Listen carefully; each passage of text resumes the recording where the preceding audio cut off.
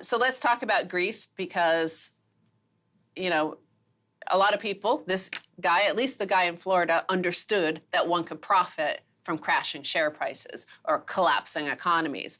So from bad to worse, Greece hurdles towards a final reckoning. With another bailout set to bring more cuts, quitting the euro is back on the agenda. The country's epic struggle to avert bankruptcy should have been settled when Athens received 110 billion euros in aid, the biggest financial rescue program in global history, from the EU and the International Monetary Fund in May 2010. Instead, 3 bailouts later, it is still wrangling over the terms of the latest 86 billion euro emergency loan package, with lenders also at loggerheads and diplomats no longer talking of a can, but rather a bomb being kicked down the road. Default looms if a 7.4 billion euro debt repayment, money owed mostly to the European Central Bank, is not honored in July. They're trying to sort this out right now. Syriza has agreed to the latest new austerity. They want another 3 billion euros worth of cuts in an economy which has already had 37 billion euros in cuts from the annual budget and 35 billion euros made in new taxes. So here they want to extract some more. Let's explain to the audience exactly what's going on here.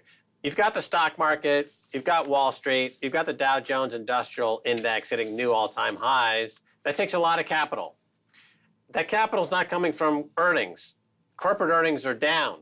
And if you were to extrapolate and remove the effect of stock repurchases, you'd see that corporate earnings are down remarkably. So how does the stock market keep going up? Well, it requires a lot of capital. A lot of that capital has come through financial repression. That is to say that our interest rates have become artificially low for 10, 15 years. This moves a lot of money from savers into speculation on Wall Street. But there's also financial terrorism, as we've seen in Greece. So Greece was a country that was sacrificed because that capital needed to go into supporting lofty stock prices on Wall Street. The money that's being stolen from the Greek people through the machinations of the IMF, the World Bank, the EU, the ECB, and the EC are going to support yacht payments for hedge fund managers in Greenwich, Connecticut. The Greek people are basically, Greece is going to become like Palestine, an open-air prison where people will just be dying like flies to help the status quo in Wall Street. Here is a chart, one form of the chart. This was the Greece domestic GDP in 2013 was 242 billion, which was down from nearly 400 billion. Here's a longer-term chart going out to 2016. Now it's just 194 billion. You see that the Troika has decreased the economy, just what you don't want when you have a set amount of debt to pay that does not decrease. You need to increase their income, not decrease their income. But the goal is not to save Greece. The goal is to destroy Greece and take the money. And you look at that GDP number of 240 billion. Now, that might look big. That was back in, by the way, 2013. It's now just under 200 billion. Right, and that seems like a somewhat large number. However, if you look at Apple Computers worth 700 billion, there are many companies on Wall Street. They have 200 billion in cash. Right, they've got tons of companies on Wall Street worth $400 billion. So 240 billion is not, it's the right size country to attack using weapons of mass financial destruction, as Warren Buffett himself referred to financial terrorism, of which he's one of the chief principals. He's a terrorist, financially speaking, as some of these other guys are. But Greece was not a large enough country to fend off the terrorists. Now, after Greece is completely destroyed, it has turned into the Gaza of Europe, an open-air prison. They're going to move on to France. France is the next Italy. And Italy. Those two countries are the next biggest in size because you're giving all the capital to the terrorists. Just like when the U.S. took over Libya, they gave the weapons to terrorists, right? That was Hillary Clinton's great legacy, is she armed terrorists. Thank you, Hillary. Good job. So let's go back to this story and compare it to, the guy who wants to place bombs and target in order to profit from a collapsing share price that he assumed. He should get a job at Goldman Sachs. And here we had these credit default swaps used to hide their debt, which, as this article points out, is considered now a bomb that keeps on being kicked down the road, hoping it doesn't explode too much before a lot of profit is made. Gary Cohn, who is now an economic advisor to Donald Trump, as our guest Nomi Prinz, a former Goldman Sachs banker, told us he was actually there during these Troika meetings, during this debt crisis. Another guy was John Paulson, another man who made billions of dollars from the collapse of the financial system here because on the subprime mortgage collapse. Again, subprime mortgages, those bonds that were collateralized, they were collateralized into bonds and sold to investors. Those were the equivalent of explosives placed into the financial system. A lot of people became very wealthy from it. I might add that 9/11, of course, that was a famous shorting of, Jim Rickards have talked about this, all the airline shares of the United and American Airlines collapsed after that, and the CIA said there was people were profiting from that. Some short positions had been placed before that event. But here in Greece, where is the profit coming from?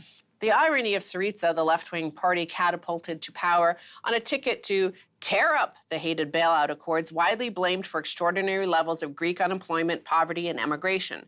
2 years into office, it has instead overseen the most punishing austerity measures to date, slashing public sector salaries and pensions, cutting services, agreeing to the biggest privatization program in European history, and raising taxes on everything from cars to beer, all of which has been the price of the loans that have kept default at bay in Greece and the euro. As we know, however, it's just kicking the debt bomb down the road. They will eventually have to exit the euro. They will not be able to ever pay this back. So why not just go bankrupt now while you still have your assets? Because how are you going to start afresh when you don't own anything? And when this was all starting back in, 5, 6, 7 years ago. The bailout happened 2010, May 2010. We talked, you mentioned Jim Rickards there. Yeah. Okay, Jim Rickards, famous author, said that the power behind the Troika is Germany. Yeah. And that Germany was acting like the Fourth Reich. That's what he said. Mm-hmm. And that Greece had been targeted like certain minorities were targeted by Germany in World War II for destruction. Mm. And at that time, Greece was asking for their gold to be sent back to them that was stolen during Nazi times. And Germany was outraged that they would make such a reference. And yet Germany and Merkel, Angela Merkel, she's basically got it all except a little mustache when it comes to Greece.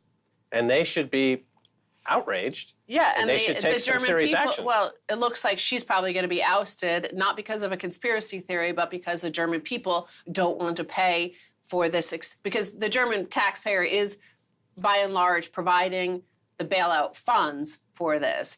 Greece is having all their assets stolen, which are being sold to private equity, who are not the German taxpayer. So, but they get a fee. German bankers. German bankers. Well, but they are not German taxpayers. No, but no taxpayers are going to get any benefits from any of this. But I'm saying that, but somebody usually, like Donald Trump, when he was buying a hotel, he doesn't spend his own money. He spends a bank's money or somebody else's. Here, they found a way to get taxpayers to fund your purchases, your takeovers of assets. Well, sure, and they get taxpayers and pension holders to pay for their Wall Street bonanza by bringing interest rates down to zero and moving that capital from pensions to... Is that your way to throw to the second half? It's either going to be Italy, France, or Mexico. Don't count out Mexico as the biggest recipient of financial terrorism in the next 5 years. Stay tuned for the second half. A lot more coming your way.